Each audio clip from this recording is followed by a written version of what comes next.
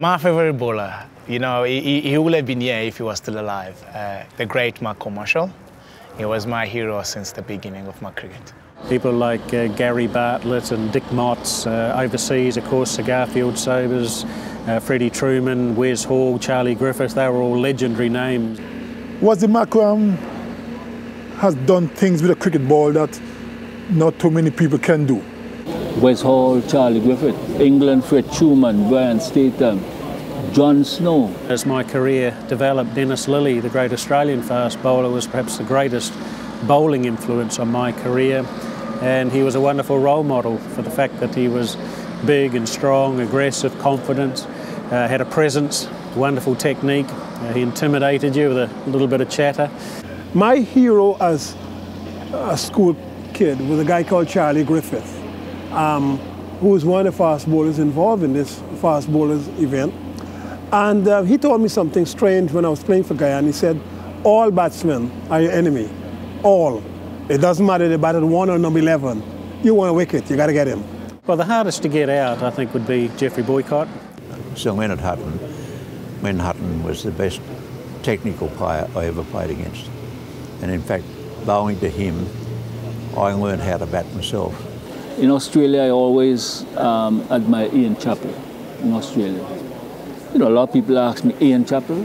You know, but I thought Ian was a more competitive batsman than Greg Chappell was. Stephen Roger Waugh, the Australian batsman, he was one of the hardest cricketer, you know, to bowl it, but he never give his wicket away. It doesn't matter, you can bounce and hit him as much as you want, but he will never show any inch. England, I think the batsman who I had most difficulty against was Graham Gooch, not Jeff Boycott. Graham Gooch, because Graham Gooch came with a different approach. Boycott was technique. Greg Chappell, tremendous technique. Majid Khan will take you on. Zaira Bass, they will take you on. Ian Chappell, they had no fear. Coming to Lords for everybody is special.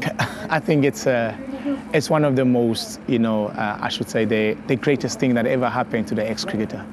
You know, to be invited and see what has happened, you know, in the old days. Well, it's a unique occasion. I don't think it's ever been done before and unlikely to be done again. Between last night and today, there's so much talk and so much things that I had forgotten over the years that, you know, these guys are refreshing my memories. When we look at the different eras of fast bowlers that are here in this particular gathering, we're talking players that played in the 1950s, 1960s. Curtly Ambrose and Courtney Walsh, between them have got, let's see now, boy, I think 230 test matches between them and over 900 test wickets between them.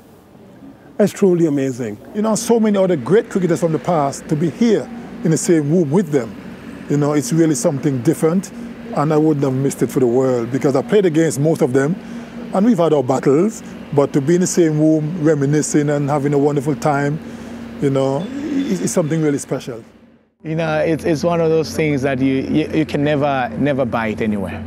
You can never buy it, and I know that there will be no other chance that we can have at this part of things, you know, again, to have this group that you're having here today, again, together. Glenn McGrath, 400 and something wickets. Kapil Dev, 400 and something wickets. We're also reminiscing about many of the confrontations, the incidents that we've had, which is all part of the contest in this great game of cricket. Mike Procter, you know, tremendous abilities as a bowling all around. The Garfield Sobers, Wes Hall, pace like fire, Joel Garner, big bird Joel Garner, Michael Holding, you know. And when I'm here, I'm thinking, you sure I'm in the right place? To be able to come and to be in the same room with them is like looking up at some of your heroes or people you idolize or people you aspire to be as good as, and to sort of, you know, be in the same function with them. It's an honor.